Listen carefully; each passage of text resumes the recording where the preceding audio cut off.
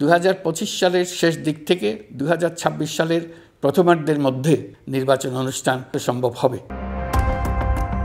ছাত্র জনতার অভ্যুত্থান পরবর্তী প্রথম মহান বিজয় দিবস উপলক্ষে জাতির উদ্দেশ্যে দেওয়া ভাষণে ডক্টর মোহাম্মদ ইউনূস বলেন, 2025 সালের শেষ দিক থেকে 2026 সালের প্রথমার্ধের মধ্যে নির্বাচনের সময় নির্ধারণ করা যায়।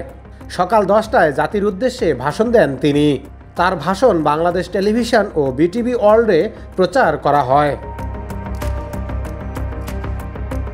ডক্টর ইউনূস তার ভাষণে বলেন, আমি সকল প্রধান সংস্কারগুলি সম্পন্ন করে নির্বাচন আয়োজন করার ব্যাপারে বারবার আপনাদের কাছে আবেদন জানিয়ে এসেছি।